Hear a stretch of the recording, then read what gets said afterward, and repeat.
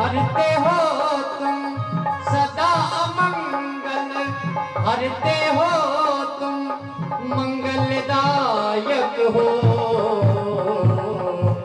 हे गजवदन तुम गणनायक हो।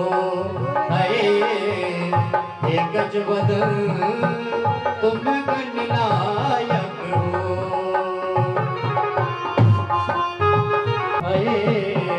हे गजवदन तुम गणनायक हो। बोलिए गजानन महाराज की जय। आरती श्री रामायण की।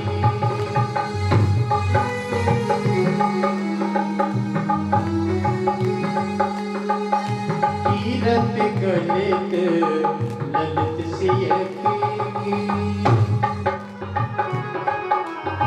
की रामायण जी की।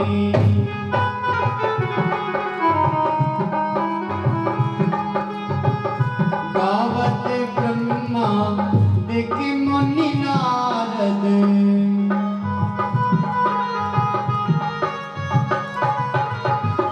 वाल्मीकि भी ज्ञान विशारद। सनकाद शेष और सारद,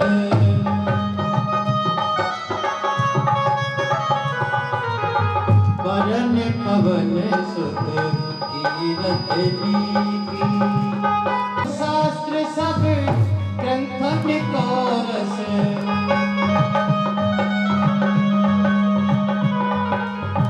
मुनि जन धन संतन को सर्वस। सार अंश सम्मत सब ही की। आरती श्री रामायण जी की।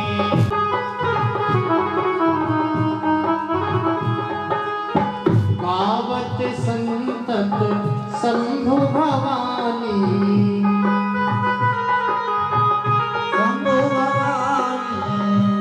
घट संभव मुनि विज्ञानी। व्यास आदि कवि बरजे बखानी। कागे बसुंड गरुड़ के श्री रामायण जी की।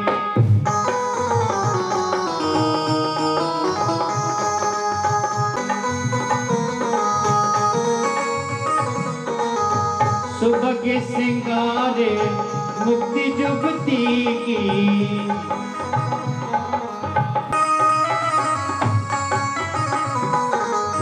कलन रोग भव घोरे अमी की। तात मात सब विधि तुलसी की। आई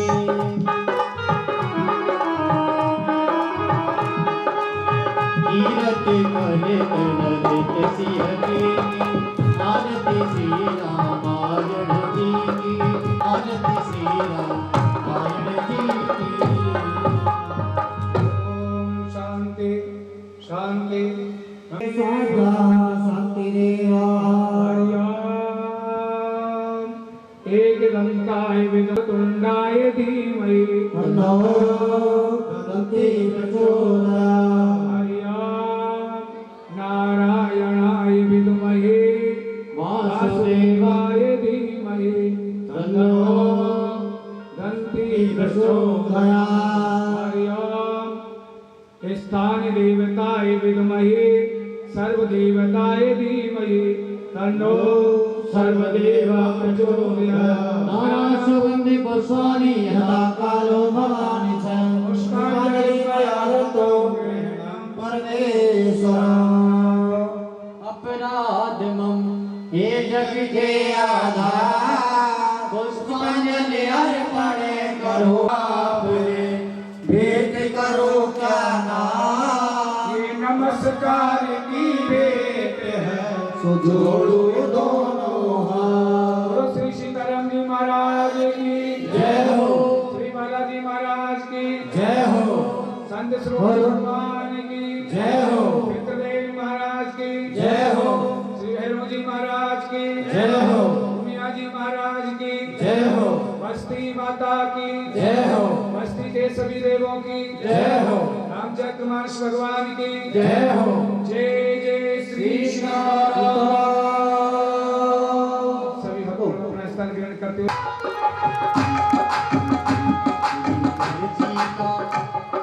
मर्जी का मैं हूँ गुलाम, मेरे अलवेले राम, मेरे अलवेले राम,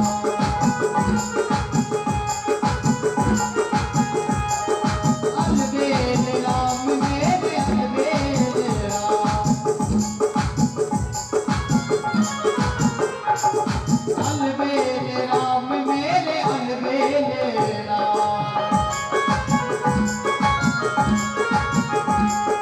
मर्जी का मैं हूँ गुलाम, मेरे अलवेले राम।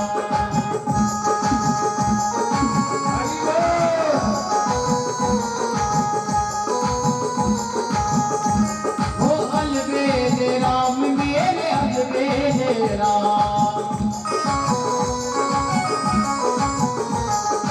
अलवेले राम, मेरे अलवेले राम।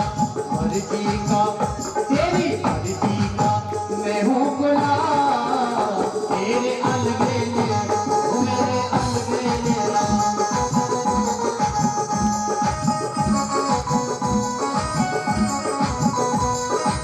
जो भी करा ले मर्जी तुम्हारे,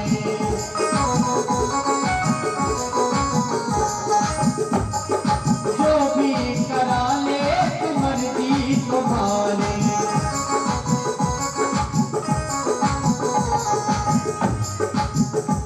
मेरी दौलत है अब तेरे नाम, मेरे अलवेले राम, मेरे अलवेले राम। तेरी मर्जी का मैं हूँ गुलाम, तेरे अलवेले राम।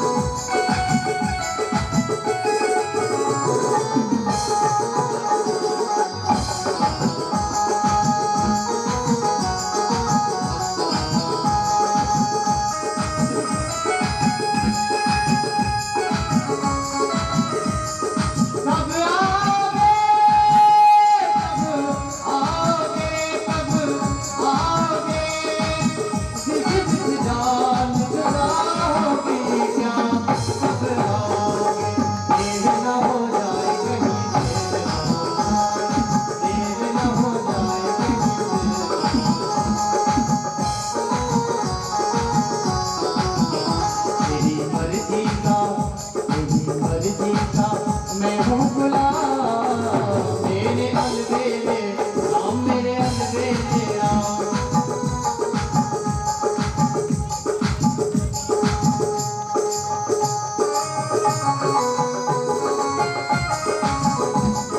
थक भी गया हूँ मैं भी लंबे सफर में,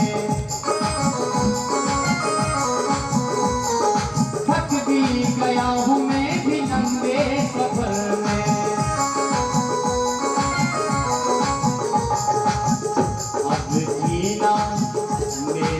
जीना और मरना तेरा नाम, तेरे अलवेले राम, मेरे अलवेले, मेरे अलवेले राम। तेरी मर्जी का मैं हूँ गुलाम, तेरे अलवेले राम। हो अलवेले राम, मेरे अलवेले राम, अलवेले राम, मेरे अलवेले राम। तेरी मर्जी का मैं हूँ गुलाम, मेरे अलवेले राम, हूँ गुलाम, मेरे अलवेले राम, मेरे अलवेले राम। तेरी मर्जी का मैं हूँ गुलाम, मेरे अलवेले राम, मेरे अलवेले राम, मेरे अलवेले राम, मेरे अलवेले राम।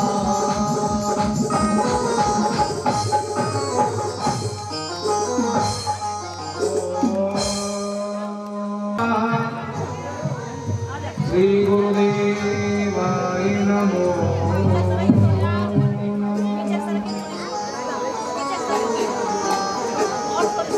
श्री रामचंद्र देवताय यो नमो नमः। एक मिनट के लिए अपने नेत्र बंद करते हुए आप लोग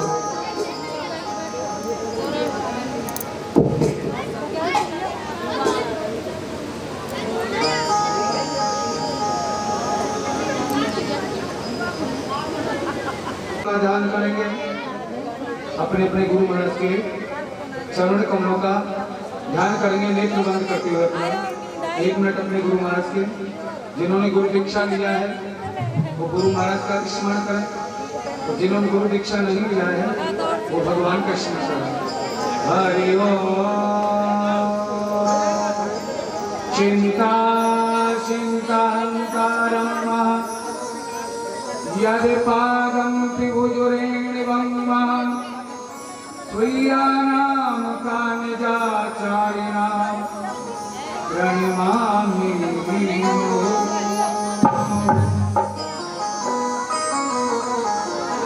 यदि नन्द्रेतो जन्तोः साविदुःखात् को भवेतं तेमेहं सर्वदा वन्दे श्रीमद्वल्लभनाम्नं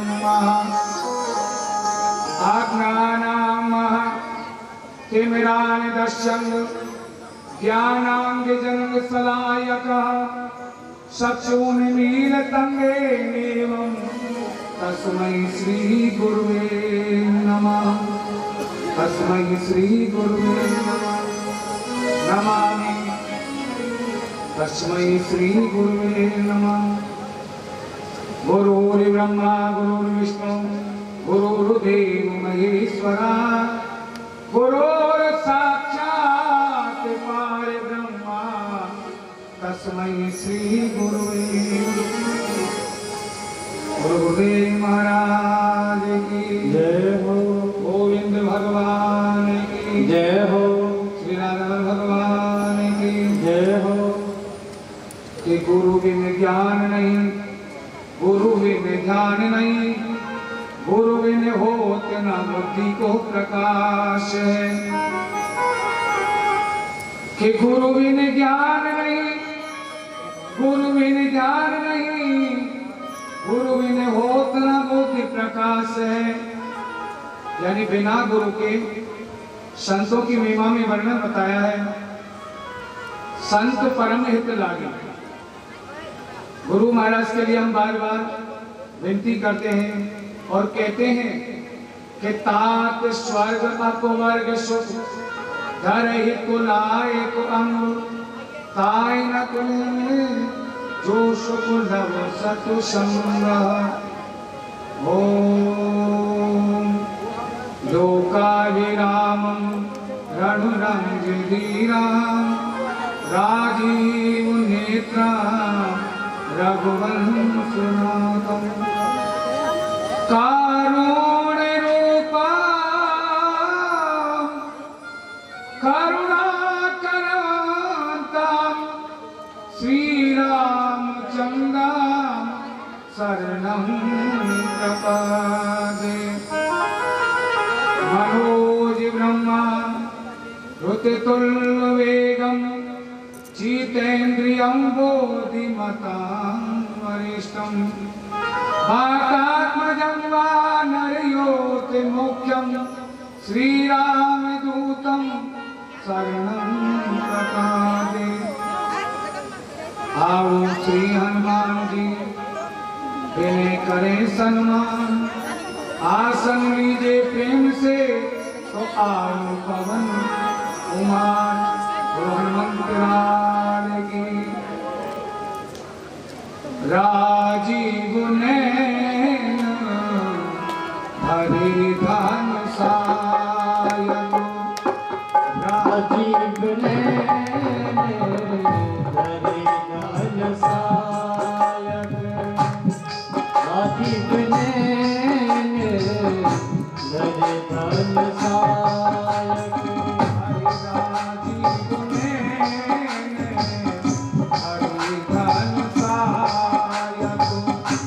राजीव नैन वरदान पाए। भगति विपत्ति भगति विपत्ति भंजन सुखदायक राजीव नयन वरदान पाए। श्री राम जय राम जय राम जय सिया राम जय सिया राम जय सिया राम जय सिया राम। तालियों की गर्जना करते हुए भगवान का संकीर्तन बोले जय श्री राम के साथ।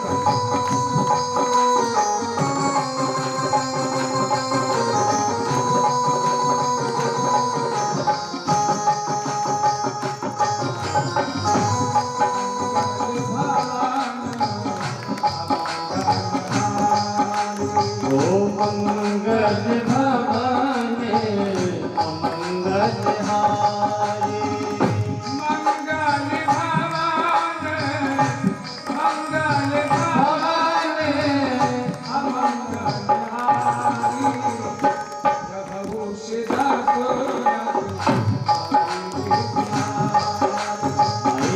प्रभु सुदशरथ अजर बिहारी। श्री राम जय राम जय राम जय सिया राम जय सिया राम जय सिया राम जय सिया राम। श्री राम जय राम जय राम।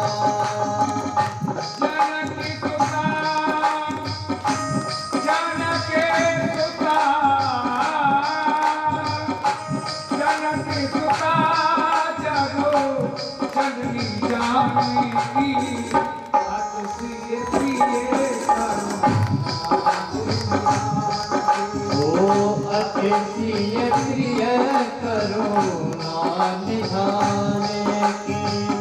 श्री राम जय राम जय राम श्री राम जय राम जय राम। हे हरि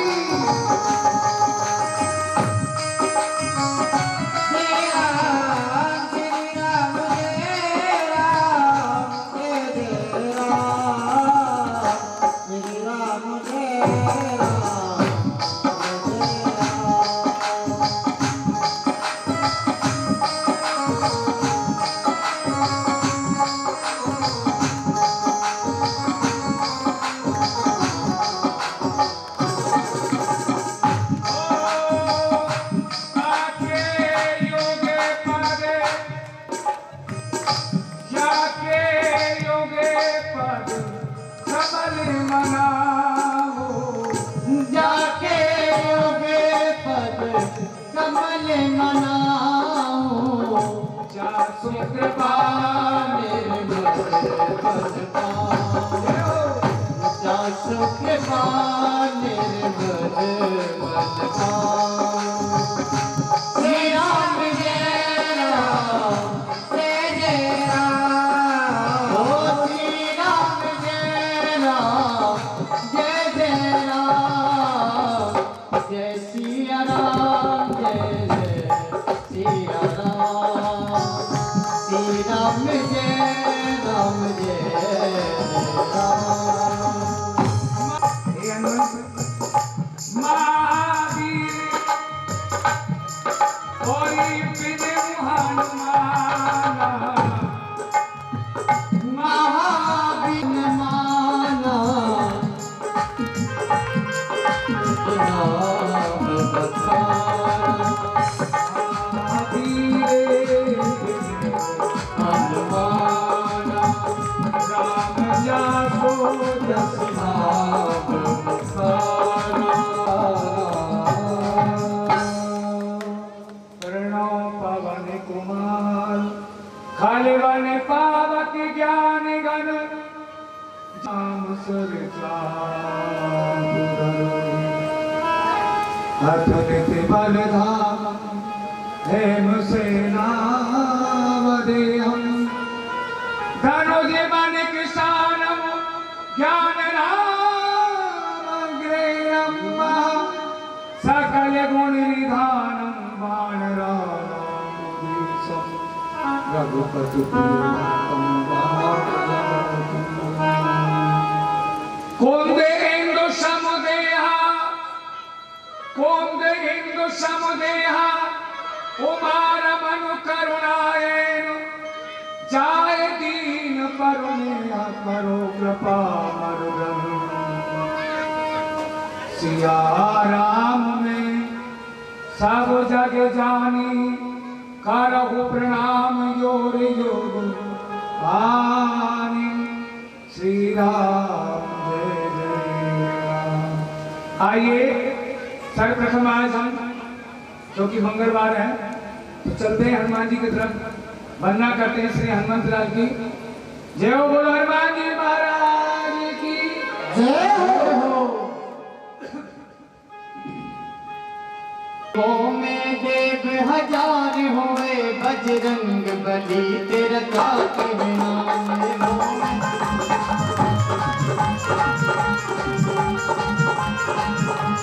तेरी भक्ति का क्या कहना, तेरी शक्ति का क्या कहना।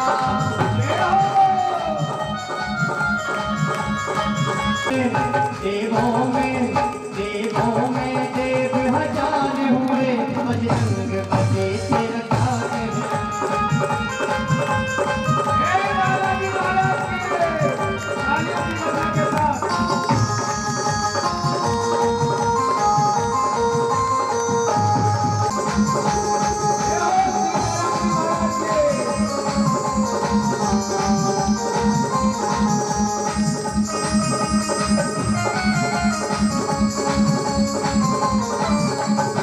लक्ष्मण जी बेहोश हुए और लंका में कूद गए।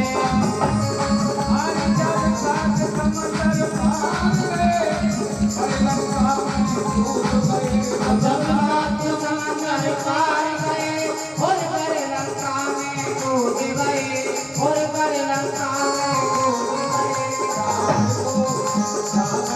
क्या कहना सिया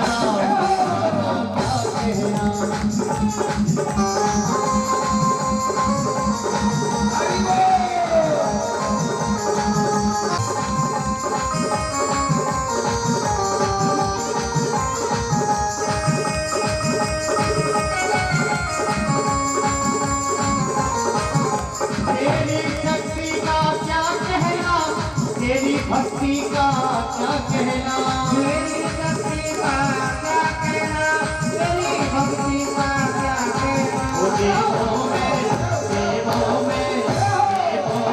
देव हजार हुए बजरंग बली तेरा क्या कहना।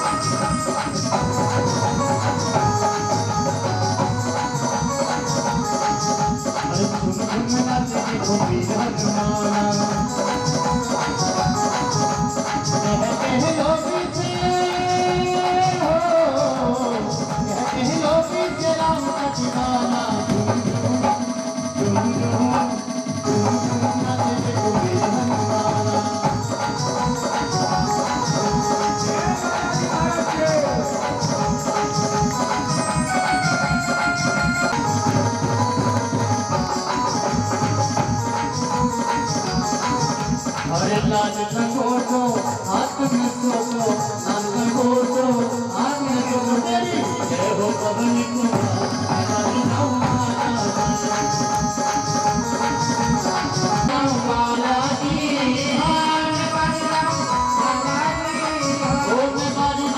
बालाजी तेरी जय हो पवन कुमार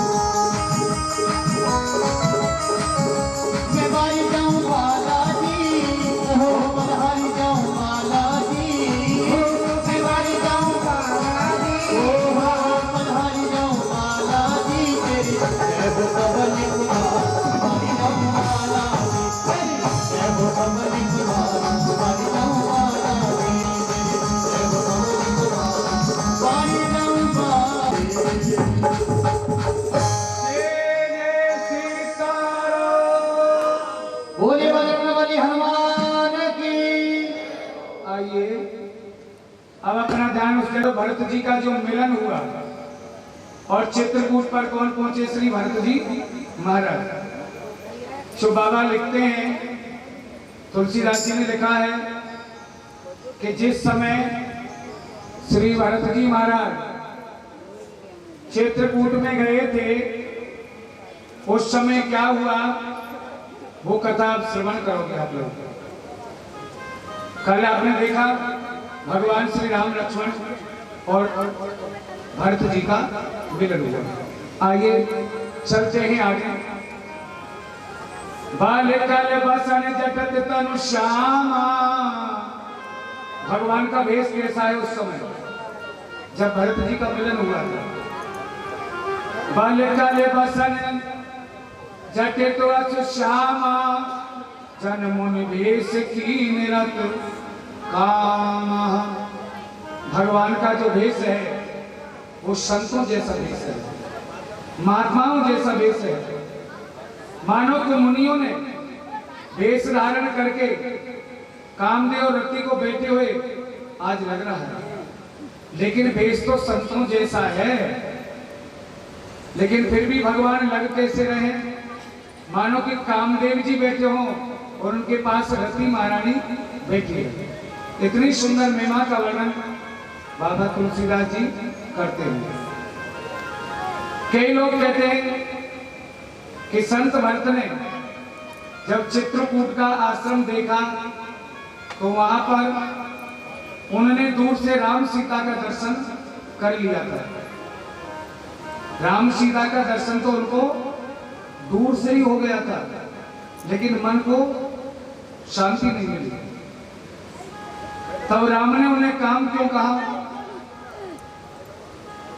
लेकिन एक संत कहते हैं महाराज, मंदाकिनी नदी का किनारा था,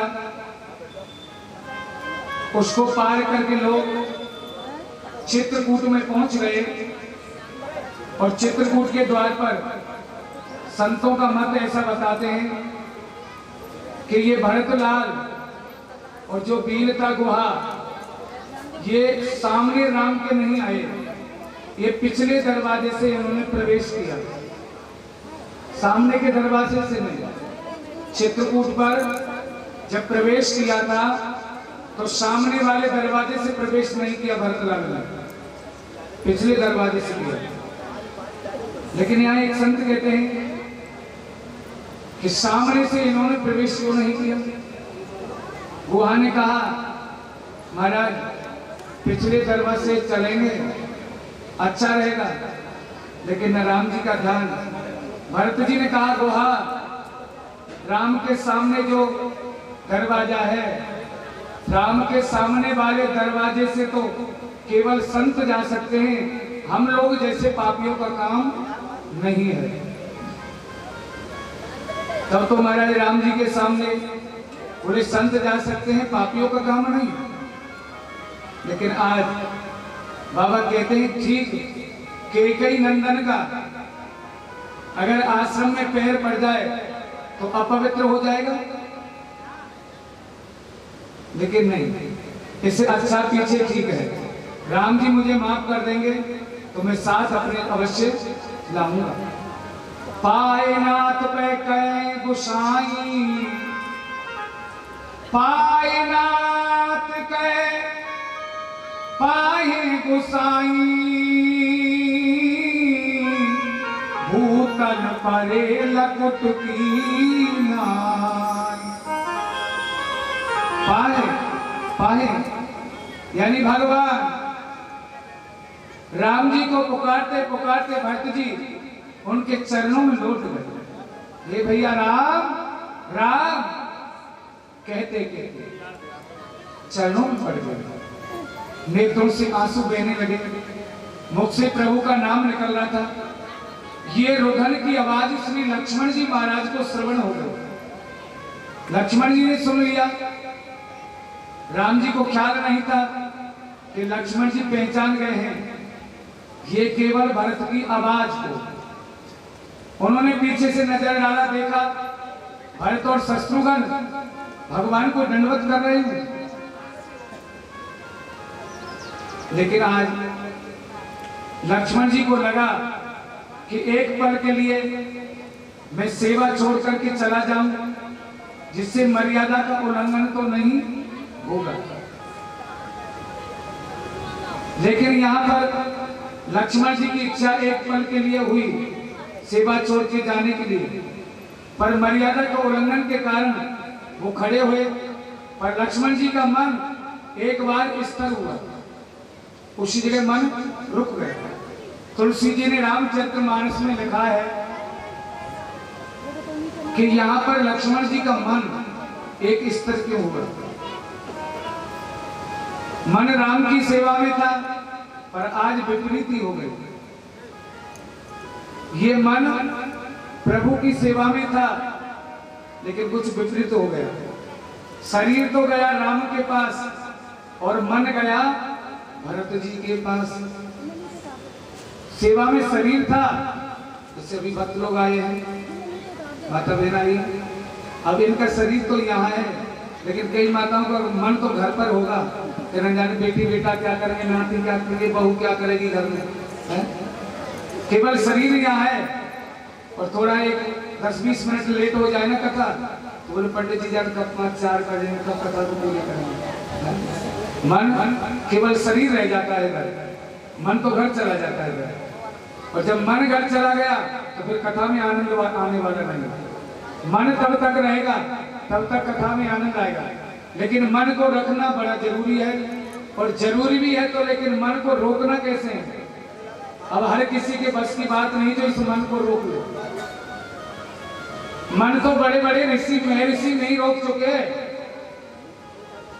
जैसे कि विश्वामित्र ने 60,000 वर्ष तप किया, इतना तप करने के बाद भी इस मन को विश्वामित्र नहीं रोक सकते। एक मिनट के लिए मेनका नाम की अप्सरा आई, पैर की पायल सुनी और मन जाता रहा। अरे विश्वामित्र ने तो 60,000 वर्ष की बात, लेकिन कंडू ऋषि ने तो 1,00,000 वर्ष तप किया था। वहां पर अम्बलोचना नाम की अप्सरा आई और अम्बलोचना की पायल की आवाज सुनते मन चलता गया। देखो जी, ये मन बड़ा चंचल है, कैसे तेरा भजन करूं। ये मन बड़ा चंचल है, कैसे तेरा भजन करूं। जितना इसे समझाओ, जितना इसे समझाओ, उतना ही मचल जाए राधे तेरे चरणों की। अगर भूल जो मिल जाए,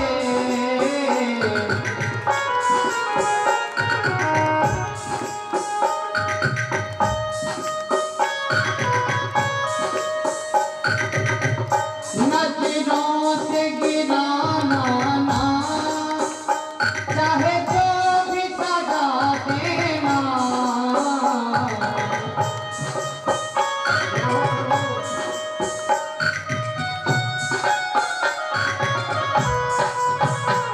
नजरों से गिराना ना, चाहे जो भी सजा देना। नजरों से जो गिर जाए, नजरों से जो गिर जाए, मुश्किल ही संभल पाए राधे तेरे चरणों की। अगर भूल जो मिल जाए,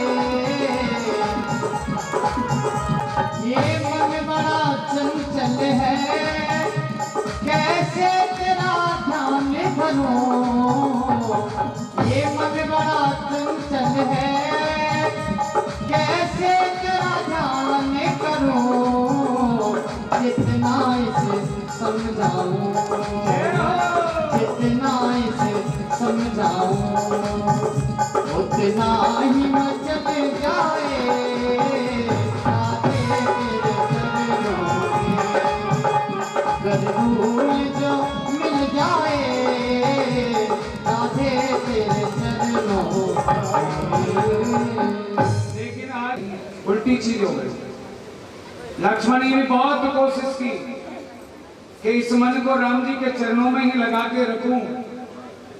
इतनी कोशिश करने के बाद भी ये मन भरत जी की तरफ खिंचता हुआ जा रहा है। सीता जी का ध्यान लक्ष्मण जी की ओर पहुंच गया कि लक्ष्मण का ध्यान कहाँ है। उन्होंने सोचा कि राम इनको उड़ाना दे देंगे। इससे पहले सीता जी जब देखा है तो उनकी आंखों में आंसू। सीता जी ने जब लक्ष्मण की तरफ देखा तो लक्ष्मण जी की आंखों में आंसू आ गए। विचार किया कि आज मां कभी ऐसी तरह मुझे नहीं देखा, आज ये जो नजर मिलाया है मां ने, ये कारण क्या है। बस इसी कारण से लक्ष्मण जी की आंखों में आंसू बहने के लिए लगा। लेकिन आप आंसुओं को देखते रहे। लक्ष्मण जी का मन भरत का, लक्ष्मण जी के मन में भरत जी का जो चित्र था वो गलत नजर आ रहा था। लेकिन राम बार बार पूछते हैं, लखन कुछ बोलो तो सही, कुछ बोलो तो सही। लेकिन लक्ष्मण नहीं बोल रहे। जल्दी उठो, अपना भरत आए हैं, इनको प्रणाम करो। लेकिन उस भरत की नजर में फर्क आ गया। लक्ष्मण जी ये सोच रहे थे कि भरत मेरे भैया राम से कुछ लड़ना झगड़ा करने के लिए आए हैं, तो यानी भाव रूपी नजर नहीं थी, वो क्रोध रूपी नजर थी। इसलिए मन को उधर किया। बोले देखे ये जितनी फौज पलटन को साथ लाया है, ये किस कारण से लाया है। भाव बदल गया था लक्ष्मण का उस समय। और ध्यान कहां गया? मन तो चरणों में चला गया, शरीर रह गया, पर ध्यान गया। बोले मैं हूं शेष अवतार। अगर इस पृथ्वी में एक पुष्कार मार दूंगा तो सारी पृथ्वी को भस्म कर दूंगा। मैं देखता हूं ये भरत कितने लोगों को साथ लाया है राम से लड़ने के लिए। विचार ऐसा प्रकट हुआ। लेकिन नहीं, जब राम जी ने कहा लक्ष्मण, बोले हाँ भैया, बोले भरत आए हैं मिलने के लिए। तब राम जी ने कहा, भरत के पास गए, मारा उसी समय ओठा हो राम, ओठा हो राम सुन प्रेम अधीरा, कहूं पट कहूं निसंग दानो तीरा। हे राम कहते हैं लक्ष्मण खड़े हो जाओ, उठिए उठिए भैया। तुलसी जी उस समय उपस्थित थे। लेकिन इस कहते कहते महाराज बरवस लिए उठाए, यानी बरवस लिए उठाए भरत जी और लक्ष्मण जी यहां मिलने के लिए लगे। उन्होंने तुलसी जी ने कहा है कि जो मार्ग दिखाया वहां पर कुछ संदेह हुआ। तुलसी जी सोच रहे हैं कि कल लोग क्या कहेंगे कि ऐसी गलती लक्ष्मण जी ने की नहीं। इतनी तीव्र गति से वो मार्ग दिखाई दिया भगवान ने, क्योंकि दुनिया में सबसे अधिक गति किसकी चलने की होती है? सबसे तेज गति होती है विज्ञानों के अनुसार। सबसे अधिक तेज गति विज्ञान की बताइए 1,86,000 किलोमीटर की रफ्तार से चलता है विज्ञान। लेकिन विज्ञान से भी अधिक, यानी 1,86,000 एक सेकंड में चलता है विज्ञान का। लेकिन उसमें इससे भी अधिक गति किसकी है? प्रकाश की, भगवान सूर्य की। पुराणों के अनुसार इस सूर्य से भी तेज गति है खगपति श्री गरुड़ जी महाराज की।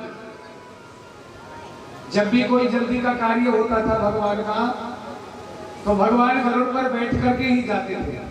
बोले जल्दी मुझे पहुंचा दो, पलक मरा, इतने में तो भगवान पहुंच जाते थे। लेकिन इस खगपति से भी तेज गति थी भगवान श्री कृष्ण की, भगवान कृष्ण के सुदर्शन चक्र की। ये गरुड़ से भी तेज गति थी। चौथा, सुदर्शन से भी तेज गति थी भगवान के धनुष के तीर की। भगवान राम के धनुष में जो तीर लगता था उसकी इस चक्र से भी तेज गति थी। उनके बाण की तेज गति है, लेकिन ये बात 5 बाण तीर आए, लेकिन इन बाणों से भी तेज गति है इस मन की। तो कितना 5वां नंबर है मन का। जब 1,86,000 किलोमीटर का रफ्तार से 1 सेकंड में वैज्ञानिक चलता है, तो ये तो बहुत आगे पहुंच गया। 5वां स्थान पहुंच गया मन का, तो ये तो 2-5 लाख मन के तो पहुंच गए, तो 2-5 लाख की गति हो गई इसकी। इसी कारण भगवान ने एक बार अर्जुन ने कहा गया गीता में, प्रभु ये बताओ कि हाथी जैसा जीव थोड़े से अंकुश के भय से रुक जाता है, लेकिन हमें इस मन रूपी हाथी को रोकना है तो किस चीज की जरूरत होगी? भगवान कहते हैं अर्जुन, इस मन रूपी हाथी को रोकने के लिए अगर तुम्हारे पास में ज्ञान रूपी अंकुश होगा तो ये मन रूपी हाथी रोकेगा, नहीं तो ये रोकने वाला नहीं है। इसको केवल ज्ञान रूपी अंकुश की जरूरत है। लेकिन यह गीता में कई प्रश्न पूछे हैं भगवान से, प्रभु ये बताओ, कई लोग रूपवान होते हैं, कई लोग धनवान होते हैं, कई लोग विद्वान होते हैं, इनके भी कोई कारण होते हैं क्या?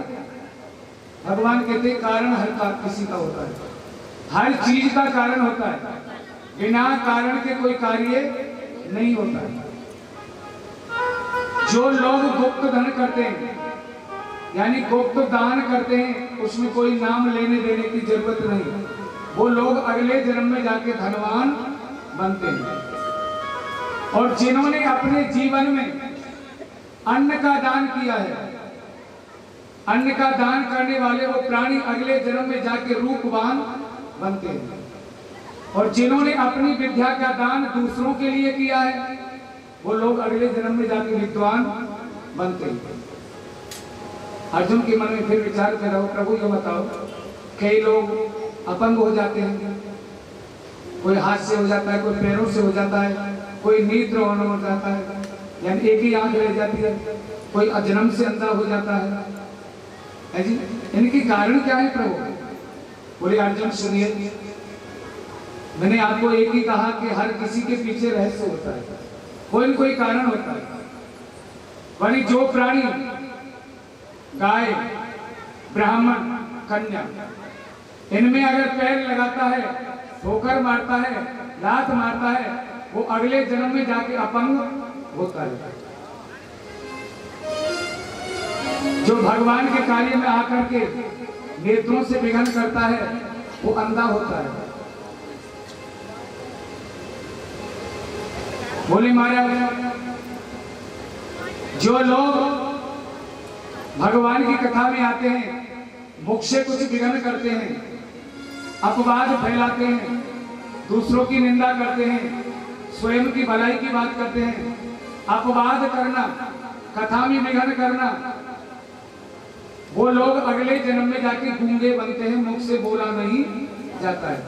भगवान कहते हैं आप करो विघ्न, कितना करना चाहते हो, नहीं कर पाते। बोले कई स्त्रियां भरी जवानी में विधवा हो जाती हैं, इनकी क्या कारण हुआ करते हैं? ये पतिव्रत धर्म की कथा का वर्णन आएगा आगे चलकर, उसमें समझाए। कहते हैं यहाँ पर महाराज, एक क्षण के हमारा मन, एक क्षण में हमारा मन अरबों मील दूर तक चलता है। कितनी रफ्तार बताइए इस मन की? एक क्षण में 1 अरब मील। 1 मिनट आप नेत्र बंद करो एक पल के लिए, अभी बंबई, कलकत्ता, दिल्ली सब जगह नाम लोगे वहीं घूम गए। इतनी तेज गति है इस मन की। लेकिन एक मानव मन से तेज से दौड़ता है। तुलसी जी देख रहे हैं कि राम आए हैं, फिर मार्ग में ढूंढते हुए लोग उनके पीछे आए। धनुष बाण कर्कश है, बलकल वस्त्र है। आज यहाँ तुलसी जी का अनुमान हुआ जब लोग दौड़े तो 4 वस्तुओं की गिरी। 4 वस्तु क्यों गिरी थी, 3 क्यों ना गिरी? एक संत कहते हैं महाराज इनका कारण है, प्राणी जितना छोड़ करके भगवान से मिलने को जाएगा तो किन किन चीजों को छोड़ने के लिए जाना पड़ता है भगवान को? धर्म अर्थ काम,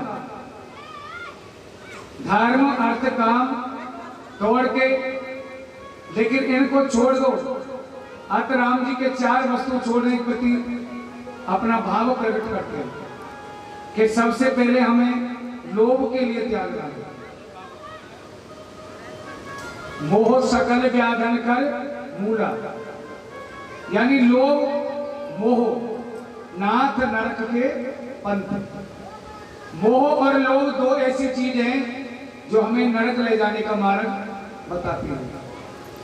काम क्रोध मद लोभ, ये 4 चीज हो गए। इनमें से धर्म गया सतयुग में, काम क्रोध और लोभ 3 चीज रह गई। तो तीनों का योग का अलग अलग बंटवारा हुआ। लेकिन राम के मन में भरत के प्रति कोई ऐसा गलत विचार नहीं था कि इसकी मां ने मेरे के साथ ऐसा किया। कुछ संत कहते हैं कि हथियार राम जी ने फेंके नहीं थे, वो तो अपने आप ही जमीन में गिर पड़े। राम जी के पास तो 4 हथियार थे, वो राम जी ने फेंके नहीं वन में जाने के बाद, वो तो स्वयं जमीन पर गिरे थे। प्रभु के शरीर पर कोई वस्तु नहीं, चेतन प्राणी। राम भरत से मिलने गए, शरीर को देखा, लेकिन आज कितना दुबला पतला शरीर उनका नजर आ रहा है। जहां पर संत कहते हैं धरती पर लौटते हुए, धूल चाटते हुए, एक संत और कारण बताते हैं। दूसरे संत कहते हैं पाम और राम, यानी पाम और राम। एक अन्य संत का कहना है कि बलकल जो वस्त्र से उनको देख करके हथियारों की कोई जरूरत नहीं हुआ करती थी। राम ने सोचा कि भरत को गले से लगाया, बलकल के बीच में रुकावट आएगी, तो 2 दिल अगर मिलते हैं, तो 2 दिल अगर मिलते हैं तो 2 के बीच में कोई रुकावट आती है तो उसको हटा देना चाहिए। राम ने बलकल वस्त्रों को क्यों हटाया? कि मेरा और भरत का दिल दोनों का मिल जाएगा। लेकिन ये बलकल जो वस्त्र बीच में पहन रखे हैं, इनसे रुकावट आएगी, इसलिए राम जी जब भरत से मिले तो उन बलकल वस्त्रों को नीचे हटा दिया, उतार दिया। जब राम ने दौड़ करके भरत का हाथ खींच करके अपने गले से लगा दिया, देवताओं में जय जयकार हुई। यहां बड़े ऋषि मुनियों की तो समाधि छूट गई, हृदय में छा गई है आनंद की क्षमता। काफी समय तक राम ने भरत को गले से लगा के रखा। फिर राम के बाहु पास में भरत जी नीचे गिर पड़े और चरण पकड़ लिया भरतलाल ने। और क्या कहा है भरत ने? तो मोरे चरण प्रभु, तुम्हारे चरणों के लिए मैंने क्या क्या ना कर दिया। तुम्हारे चरण से प्रभु बहती करुणा दिव्य धारा है, जो ये नजर क्षमा किए तो दूर करो पाप हमारा। हे प्रभु, आपके चरणों की दया का दिव्य स्थान है। हमारी नजर में अगर कोई पाप तुमको नजर आ रहा हो तो प्रभु क्षमा करना, क्षमा करना। तो यहाँ प्रभु से लगातार आंसू बहने लगे भरतलाल के। तुलसी जी ने वर्णन किया है कि भरत ने भाई को सांत्वना दिलाई, बोलो रो ना भैया, रो ना। फिर शत्रुघ्न जी खड़े हो गए। शत्रुघ्न जी ने राम के चरण छुए। उनको सहन करने वाला एक मौन पात्र है। कौन? शत्रुघ्न जी। कहीं भी विशेष बात शत्रुघ्न जी की सुनने को नहीं मिलेगी। केवल एक जगह ही रामायण में विचित्र बात आई है, श्री शत्रुघ्न जी महाराज की, जो मंथरा के ऊपर प्रहार किया था। बाकी इन तीनों भाइयों की खूब कथाएं आती हैं। बाकी भरतलाल के बाद भी खूब आती है, राम की भी आती है, लक्ष्मण की आती है, शत्रुघ्न की एक ही कथा में। बाकी ये नहीं बोलते ये मौन के पात्र है, ये तो देखते हैं कि क्या हो रहा है। दुनिया तो बाहर के शत्रुओं को मारती है।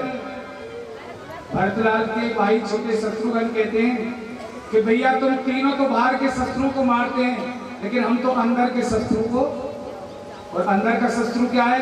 ये मन। जब तक ये मन नहीं मरेगा तब तक शत्रुता दूर नहीं। यानी सबसे बड़ा दुनिया में क्या है? दुर्गुण, ईर्षा करना। बोले मेरी तो एक आंख फूटे लेकिन पड़ोसी की तो दोनों ही फूटनी चाहिए। यानी अपने दुख से दुखी नहीं, संसार में लोग दूसरे के सुख से दुखी होते हैं। ये क्या है? ईर्षा का। छोटे भाई ने भगवान को गले से लगाया, शत्रुघ्न जी के मुख से कुछ नहीं बोल पाए, केवल आंसुओं की धारा बह रही है। अयोध्या में भटकते भटकते जा पहुंचे तो महाराज आज जैसे अयोध्या के लोग जंगल में भटकते भटकते भगवान राम से मिलने को पहुंचे। भरत जी ने लखन को गले लगाया, चारों भाई आपस में बात कर रहे हैं कि हम बड़े भाग्यशाली हैं जो आज हमारा तुम्हारा मिलन हुआ है। लेकिन यहाँ पर गुहा खड़ा है, कौन? वो भीम। यहाँ गुहा खड़ा है। गुहा राज ने परमात्मा के चरणों को और लक्ष्मण जी को वंदना किया। लक्ष्मण जी ने वंदना किया, धन धन की पुकार हुई। गुहा चुप हो गए तो राम जी ने उसी समय ये दशा देखी तो भरत के मन को स्थिर रख दिया, शत्रुघ्न जी को सीता जी के पास छोड़ दिया। राम लखन भरत और गुहा ये चार क्रम। सीता जी बैठी थी चित्रकूट में, वहां तो शत्रुघ्न जी रह गए, और ये चार प्राणी जो अयोध्या से लोग आ रहे थे उनका स्वागत करने को चले गए। राम लखन भरत और गुहा माता पिताओं के स्नेह बस सत्कार करने के लिए दौड़े। अयोध्या की जितनी जनता थी, जो सभी समुदाय के लोग वहां आए हुए थे, सभी लोग जितने भी संप्रदाय के थे, ये कोई जरूरी नहीं कि केवल राम के ही परिवार वाले आए थे। अयोध्या में जो भी लोग रहते थे वो सब लोगों का आगमन हुआ। प्रभु ने सबको गले से लगाया तो वशिष्ठ जी के चरणार बिंद में विनती किया है, गुरु को प्रणाम किया है। सिंहवेरपुर के जितने भी गुहा थे सबने वशिष्ठ जी का अनुभव किया और उनके चरणों में बीलों ने भी प्रणाम किया। वशिष्ठ जी के स्पर्श होने का प्रसंग था। वशिष्ठ जी के मन में यह था कि मैं इन भीलों से टच ना हो जाऊं कहीं, नहीं तो मेरा आचार विचार सब भंग हो जाएगा। गुहा सिंहवेरपुर से तो किस भाव से आए कि चरणों में प्रणाम करेंगे, लेकिन जैसे चरणों में प्रणाम करने के लिए लगे भील लोग, वशिष्ठ पीछे को हट गए। राम जी ने यह दृश्य देख लिया। वशिष्ठ जी ने मन में विचार किया कि अगर मेरा चरण छू लेंगे तो मुझे अभी यहाँ गंगा में स्नान करना पड़ेगा, उपवास करना पड़ेगा, इससे तो दूर रहना ही अच्छा है। तो राम जी समझ गए कि वशिष्ठ जी के मन में कुछ छुआछूत का मामला है, छूने की परेशानी है, उनके मन में अभी थोड़ा सा भेदभाव है। इसके वशिष्ठ जी के मन में भेदभाव देखा तो यही राम जी को पसंद नहीं आया कि मेरे यहाँ भेदभाव की जरूरत नहीं है। भगवान कहते हैं जात पात अरे पूछे नाई कोई, हर को भजे आज वो हर को जात पात पूछे नाई कोई।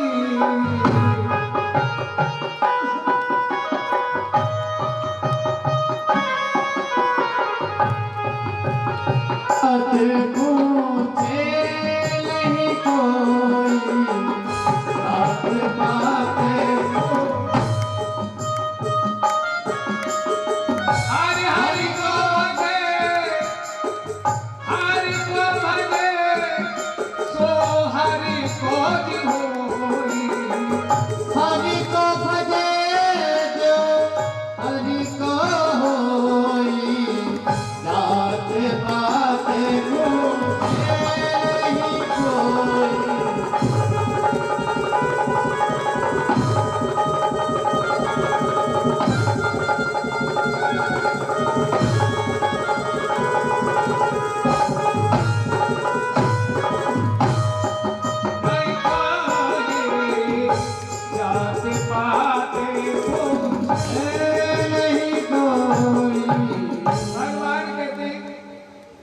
के मन में कुछ जाति का विवाद है।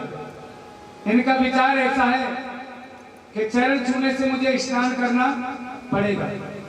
तो राम जी को पसंद नहीं था, गुरु को ऐलाना दिया। लेकिन अब राम सोच रहे हैं कि ये मेरे गुरु है, इनको मैं कुछ कह तो नहीं सकता। भाई शिष्य का काम है, गुरु को कोई कह थोड़ा देगा। अब गुरु कह सकता है लेकिन शिष्य नहीं कह सकता। लेकिन वशिष्ठ जी से बोले, गुरुदेव इन्हें आपने चाहना और मित्रता का प्रसंग है। बोले ये गुहा है, ये मेरा मित्र है। भगवान समझा रहे हैं, जिससे आप दूर दूर हो रहे हैं ना, ये मेरा मित्र है। तो वशिष्ठ के सामने गुहा को बुलाया और उस गुहा को अपनी छाती से राम जी ने लगा लिया। जब गुहा भील को राम जी ने छाती से लगा लिया तो गुरु जी के मन का भेद दूर हो गया।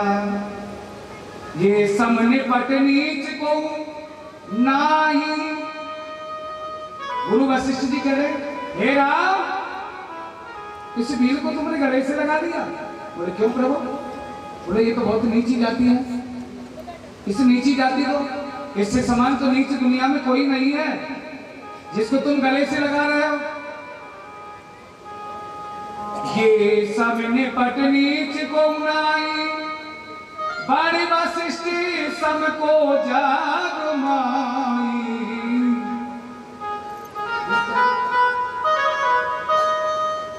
ये समने पाटे जागे नाई।